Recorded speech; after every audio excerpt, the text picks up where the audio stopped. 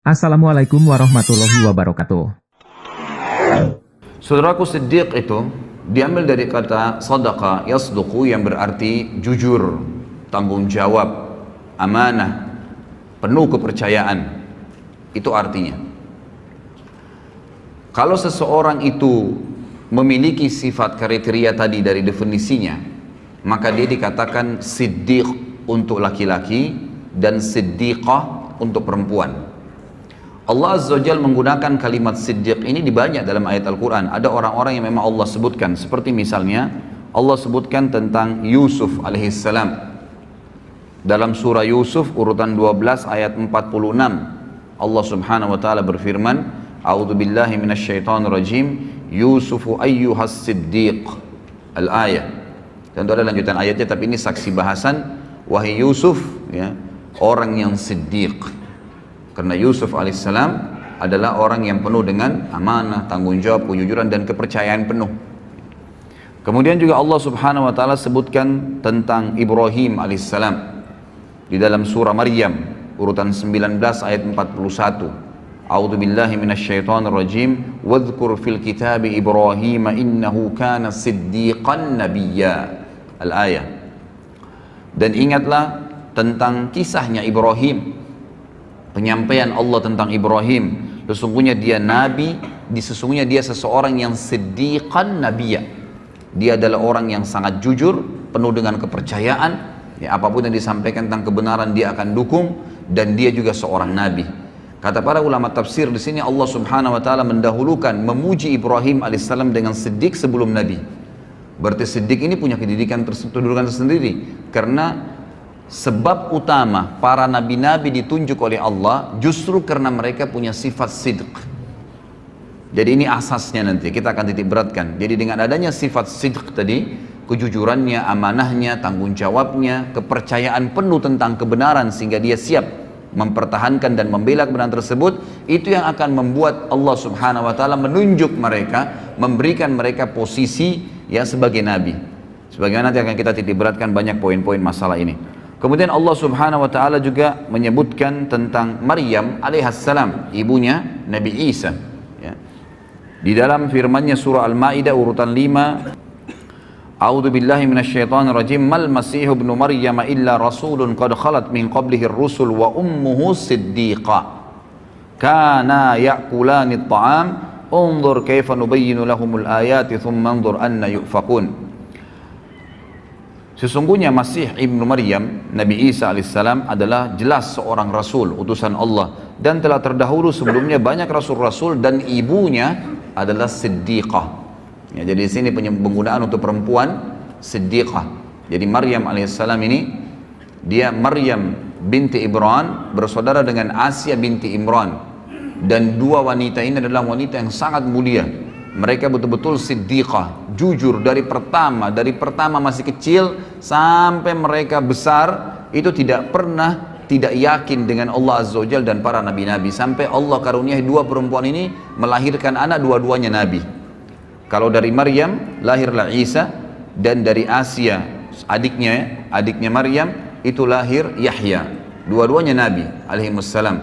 Dan ini yang ditemui oleh Nabi sallallahu alaihi wasallam di langit kedua pada saat Isra dan Mi'raj, bertemu dengan dua orang sepupu, Yahya dan Isa, karena ibu mereka bersaudara. Mereka berdua, kata Allah, si Maryam ya, alaihissalam dan anaknya Isa alaihissalam, mereka pernah makan atau mereka makan makanan seperti manusia biasa. Ini bantahan terhadap orang Nasrani yang mengatakan Isa adalah anak Tuhan. Maka lihatlah bagaimana kami menjelaskan kepada mereka ayat-ayat kami, dan lihatlah ya apa yang mereka responkan, apa yang mereka jawab. Tentu ada banyak ayat-ayat berhubungan dengan masalah hal-hal seperti ini, tapi saya mengambil beberapa cuplikannya. Allah subhanahu wa ta'ala menekankan tentang siddiq itu, dan ini yang kita titik beratkan ya. Sebelum menjelaskan Abu Bakar dan ikhwas sekalian, harapan saya dengan izin Allah Subhanahu wa taala, saya dan antum sekalian bubar dari pengajian ini insya Allah membawa sifat siddiq ini, karena ini target utama dan ini sifat luar biasa.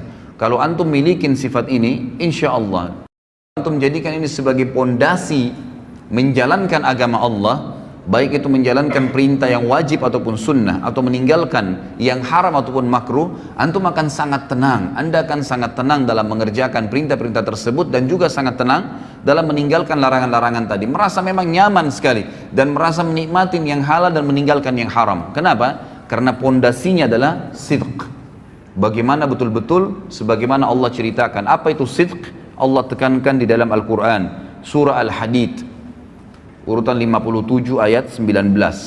A'udzu billahi minasyaitonir rajim. Walladzina amanu billahi wa rusulihi ulaika humus siddiqun wasyuhada'u 'inda rabbihim lahum ajruhum wa nuruhum walladzina kafaru wa kadzdzabu biayatina ulaika ashabul jahim. Terjemahannya, dan orang-orang yang benar-benar mengimani, meyakini keberadaan Allah dan seluruh rasul-rasulnya tidak terkecuali, sehingga apapun yang diperintahkan oleh Allah dan Rasulnya tidak ada keraguan dalam mengimaninya dan menjalankannya serta mempraktekannya. Nggak ada keraguan. Jenggot diperintahkan Nabi SAW langsung dilakukan, tidak ada keraguan. Sholat diperintahkan awal waktu afdal azan, langsung sholat, tidak pakai peduli. Seseorang muslim harus disuruh tutup auratnya langsung, tidak pakai membantah, tidak pakai berpikir. Itu cirinya orang siddiq. Apapun, mau mengeluarkan uang atau mau mendapatkan pendapatan, ternyata kita khawatir itu adalah haram, bisa mengundang murkanya Allah, ditinggalkan seketika. Itu ciri siddiq. Orang yang benar-benar yakin kalau Allah larang maka pasti berbahaya buat dia, dan kalau Allah perintahkan pasti baik buat dia. Itu asasnya. Kalau ini antum jadikan sebagai pondasi agama, itu luar biasa. Inilah derajat siddiq. Kata Allah, dan orang-orang yang telah mengimani Allah, yakin keberadaannya, dan mengamalkan semua apa yang Allah inginkan, serta mengimani seluruh Rasul, mengikuti mereka.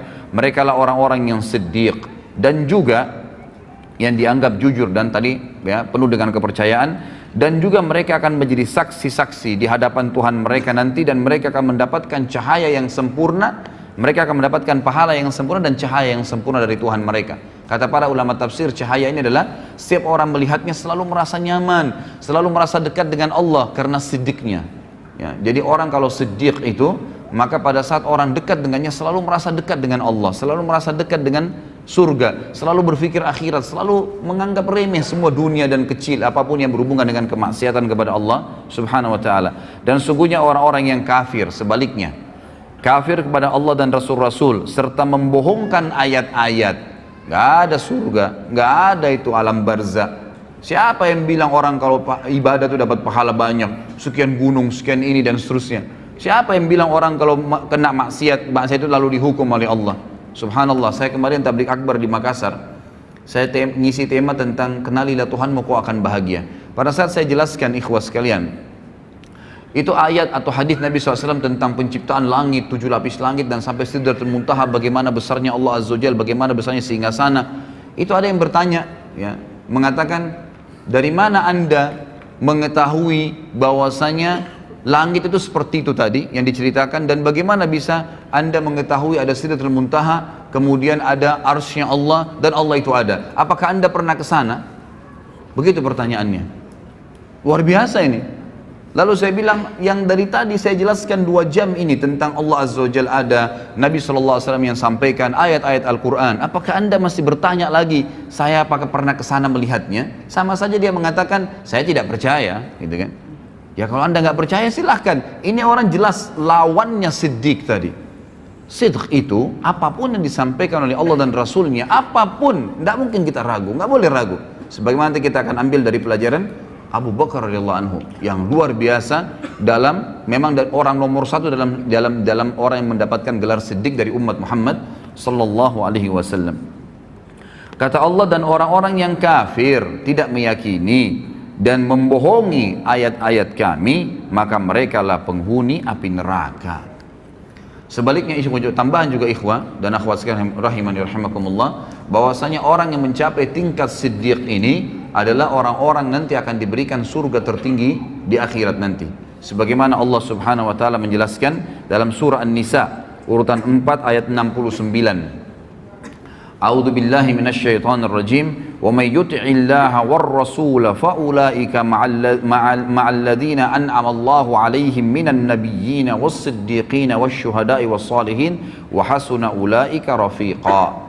Yang kurang lebih artinya, barang siapa yang mentaati Allah dan Rasulnya, semua yang Allah katakan dibenarkan, diamalkan, dipastikan tidak ada yang benar kecuali itu, dan juga diperintahkan oleh Rasulnya Muhammad SAW dipastikan benar, dan dia bangga dengan penampilan Islamnya, dengan makanan Islamnya, minuman Islamnya, ekonomi Islamnya, dengan politik Islamnya, semua dibenarkan, maka mereka lah orang-orang yang mendapatkan nikmat. Allah berikan nikmat dan Allah gabungkan mereka bersama dengan para nabi-nabi. Dan kata para ulama tafsir, nabi-nabi memiliki tempat di Firdaus, surga Firdausil A'la yang tertinggi. Lalu Allah SWT sebutkan, ya, selain nabi-nabi yang akan mencapai dari itu adalah orang yang datang setelah nabi, minan nabiyyin langsung was-siddiqin, dan orang yang membenarkan semua dan yakin serta bangga dengan itu. Memang kita bangga. Dan ini memang ikhwah sekalian, saya pilih tema ini luar biasa, saya dapatkan krisis kebanggaan muslimin sekarang terhadap agama mereka. Kita lihat seorang muslim tidak ada bedanya dengan orang kafir dari sisi pakaiannya, dari sisi cara bicaranya, tata bicaranya, makanan, jenis makanannya, usahanya. Berapa banyak orang subhanallah tidak bisa dibedain dari penampilannya antara muslimah dengan non muslim, muslim dengan muslimah. Padahal kalau kita datangkan seseorang Nasrani, laki-laki, kita berikan kepada dia kopi atau baju koko atau sebuah simbol Islam misalnya, pakaiannya. Kemudian kita datangkan seorang Nasrani laki-laki yang lain, lalu tanya dia agama apa orang itu, spontan dia akan mengatakan Muslim karena ada simbolnya. Kalau orang siddiq, dia yakin bahwasanya pakaian ini yang Allah katakan walibasut taqwa dzalika khair, ini pakaian yang ada simat, ada contoh, ada ciri ketakwaan adalah yang paling baik. Orang tahu, oh ini orang dekat dengan Allah. Dan saya yakin subhanallah, orang kalau menggunakan baju koko dengan kopiah, kalaupun ada perempuan nakal, ya, yang biasa mengganggu laki-laki, dia tidak akan berani mengganggu orang itu karena pakaiannya. Lalu kenapa kita lari dari pakaian itu? Gitu kan? Kita malah tidak bangga. Berapa banyak orang subhanallah muslimin, ya, atau kita datangkan misalnya perempuan Nasraniyah, ya, suruh pakai jilbab 5 menit saja, panggil Nasraniyah perempuan yang lain, tanya orang itu agama apa, maka dia akan mengatakan itu muslimah, ada simbol. Tapi syaitan menghiasi sebagian orang yang tidak punya sifat siddiqah, nggak ada sifat siddiqnya ini dalam dirinya, maka syaitan mengatakan untuk apa kau pakai jilbab, maka tidak ada bedanya antara dia dengan wanita kafirah, sama saja. Cuplikan yang selalu dilihat, didengar oleh kupingnya, ditatap oleh matanya, semuanya berbau orang-orang non muslim. Film-filmnya semua Hollywood, Bollywood, dan yang semua berhubungan dengan tontonan terhadap aurat, lagu-lagu yang menjauhkan dia dari Al-Quran, semuanya jauh, semuanya jauh. Cerita-cerita kosong, balas dendam, narkoba, mencuri istrinya orang lain, dan beragam macam hal, perselingkuhan dan seterusnya. Ini yang menjadi simbol di rumah orang-orang Islam sekarang. Tidak ada pengajian, tidak ada tilawah Al-Quran. Lalu kemudian mereka mau mengkhayal anaknya hafal Quran. Dari mana ikhwah dan akhwat sekalian? Dia sendiri gak pernah sentuh Al-Quran, gak pernah dengar ceramah di rumah. Antum berapa kali saya jelaskan dalam pengajian saya ikhwah, ini masih kronologis semua ya. Saya bilang, kalau saya pribadi, kadang-kadang sehari di Jakarta, saya bukan membanggakan diri, cuma berbagi ya. Pada saat saya punya pengajian 4 hari, 4 kali jadwal sehari, dari pagi kadang-kadang sampai malam ikhwah. Dari pengajian saya isi 2 jam, kemudian pulang menuju ke pengajian yang kedua, di mobil itu sejam atau setengah jam, atau panggang 45 menit, atau kadang-kadang sampai 2 jam jaraknya, itu saya dengarkan lagi ceramah, baik ceramah saya, baik tilawah Al-Quran, baik ceramah asatidzah, teman-teman da'i-da'i, atau saya dengarkan para masyayikh yang dari Saudi dalam bahasa Arab. Jadi saya tidak ada tidak ada selang waktu di mana saya kosong gitu di mobil, atau saya lagi berzikir kepada Allah SWT. Saya coba lakukan, kemudian saya isi pengajian 2 jam lagi, jeda lagi antara pengajian kedua dan ketiga juga saya dengarkan lagi ceramah. Itu luar biasa. Api iman dalam hati itu terus berkobar ikhwah. Kadang-kadang antum dari pengajian seperti ini keluar dari masjid, setan akan bisikin, tadi kan sudah pengajian, sekarang hiburannya musik. Dibisikin sama dia, antum iyahkan, begitu lemah, tidak sidq. Yakin ikhwah sekalian, kalau antum yakin di majlis ilmu bisa menambah iman, bisa mengingatkan kita kepada Allah Azza wa Jal, bisa membuat kita rindu dengan akhirat, bisa tahu tentang surga, bisa tahu tentang neraka, dan kita khawatir tentang neraka tersebut, lalu kenapa tidak sepanjang hidup kita seharian itu diisi dengan hal tersebut? Sayangnya rumah-rumah umat Islam sekarang ada Al-Quran itu kalau ada kematian, malah sebenarnya tidak ada Al-Quran dalam sunnah Nabi SAW dibaca pada saat kematian. Sebaliknya mereka lakukan hal tersebut dalam masalah ekonomi, riba, ya, gharar, semuanya, kezaliman, manipulasi yang dilarang oleh Nabi Shallallahu Alaihi Wasallam, dilarang oleh agama, tapi dilakukan. Alasannya apa? Boleh buat Ustaz, nggak ada jalan lain. Lalu antum depan Allah Azza wa Jalla juga akan katakan itu pada hari kiamat, pada saat dihisab, nggak ada jalan lain. Lepaskan diri dari situ. Ya, harus yakin dengan janji Allah Subhanahu wa taala. Ini akan kita titik beratkan 2 jam ke depan ikhwah, bagaimana memunculkan sifat siddiq dalam hati kita dan mempelajari dari orang yang nomor 1 dalam sifat siddiq, Abu Bakar radhiyallahu anhu, yang luar biasa dalam masalah seperti ini. Apapun yang Allah dan Rasulnya katakan tidak ada keraguan, pasti benar, dan itu menjadi simbol kehidupannya. Langsung, tidak ada keraguan dalam masalah itu. Masalah politik sudah dijelaskan dalam Islam, harus orang alim, harus orang yang faham agama Allah, yang tahu halal haramnya Allah, baru jadi pemimpin. Mana pernah pemimpin negara kita ada orang yang alim? Ya, padahal Nabi SAW mengatakan apa? Al-ulama warathatul anbiya. Ulama itu pewarisnya para nabi. Emang sudah begitu. Nabi-nabi ini pemimpin manusia. Sekarang kalau ada kiai, ada ustadz, ada dai, dicalonkan jadi presiden, disorotin oleh masyarakat. Untuk apa dai masuk di politik? Subhanallah. Lalu kalau bukan ustadz atau ada dai atau ulama yang memimpin anda, siapa yang akan pimpin anda? Orang-orang fasik seperti sekarang?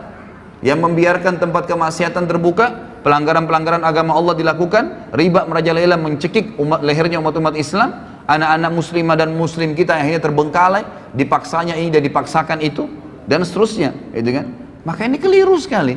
Bukankah Nabi SAW datang ke Madinah lalu menjadi pemimpin pada saat beliau datang dan beliau menobatkan diri menjadi raja sekalian Nabi di Madinah karena beliau adalah seorang yang paling alim, tahu halal haramnya Allah? Bukankah Nabi SAW wasiatkan Abu Bakar radhiyallahu anhu penggantinya setelah beliau adalah orang yang paling alimnya sahabat, paling tahu halal haramnya Allah? Bukankah Abu Bakar menulis wasiat pada saat mau meninggal mengatakan, aku meninggalkan wasiat yang manusia yang paling bertakwa sama Allah dan paling paham halal halalnya Allah adalah Umar bin Khattab? Bukankah Umar bin Khattab lalu menunjuk Uthman bin Affan? Bukankah Uthman dan masyarakat Madinah akhirnya menunjuk, ya, masyarakat Madinah menunjuk Ali setelah itu karena dianggap orang yang paling alim setelah Uthman, dan seterusnya.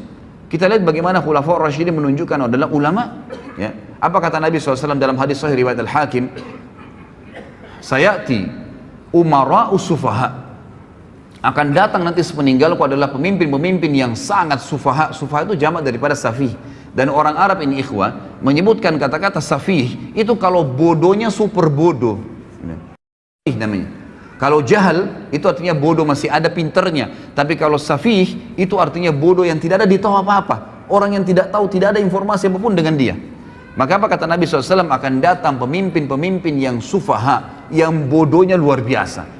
Kenapa Nabi SAW katakan bodoh? Beliau lanjutkan hadis yang mengatakan umara'u la yahtaduna bihaddi wa la yastannuna bisunnati. Pemimpin-pemimpin yang tidak akan pernah mengambil petunjuk dariku, nggak mau nunjuk petunjuk Nabi Muhammad SAW, tidak mau tahu halal haramnya Nabi SAW. Nabi SAW ya seorang Nabi Muslim, ya sudahlah, saya juga Muslim, tapi nggak hubungnya dengan politik saya. Subhanallah. Ya. Lalu siapa yang anda jadikan patokan? Belanda, Inggris, negara-negara Barat, orang-orang kafir yang kufur kepada Allah Subhanahu Wa Taala. Lahirlah sistem demokrasi yang akhirnya siapa yang paling banyak suaranya, siapa yang paling kuat, ya orang masanya, maka dia yang menang walaupun dia bodoh. Subhanallah khalik, gitu kan? Ini luar biasa karena kita jahilnya, kita tidak tahu tentang apa yang diajarkan Nabi SAW dan kita tidak sidq, kita tidak mempercayai itu. Seakan-akan ragu, benar nggak Islam nih? Benar nggak Islam itu bisa ngatur politik? Padahal 1345 tahun kita memimpin dunia. Bagaimana anda masih ragu dengan masalah itu? Lalu kata Nabi SAW, wa yastannuna bisunnati, dan tidak pernah ngikutin sunnah-sunnahku. Kita lihat sekarang negara-negara Islam, jadi kacau balau, jadi gampang semuanya diobrak-abrik, jadi gampang naik pemimpin, ya tidak ada opsi lagi, ini atau itu, dua-duanya nggak baik, dua-duanya begini, karena anda tidak kembali kepada sistem yang sebenarnya. Allah Azza wa Jalla sudah tuntunkan di dalam kitabnya. Jadi kata Allah Subhanahu Wa Taala, dan orang-orang yang mentaati Allah dan Rasulnya dalam segala lini ikhwah, Al-Quran dan Sunnah di atas segalanya, Allah dan Rasulnya di atas segalanya, di atas politik, di atas ekonomi, di atas rumah tangga, di atas jabatan, di atas pendapatan, di atas segala-galanya. Itu baru dikatakan orang itu sidq, orang yang benar-benar yakin dan percaya penuh terhadap apa yang Allah dan Rasulnya turunkan. Barang siapa yang mentaati Allah dan Rasulnya, maka mereka lah yang akan bersama diberikan nikmat kepada nabi-nabi dan orang-orang yang siddiq, orang-orang yang terpercaya tadi, dan syuhada, orang yang mati syahid, wassalihin, dan orang-orang yang saleh, wa hasuna ulaika rafiqa, dan mereka lah sebaik-baik orang, ya, sebaik-baik orang. baik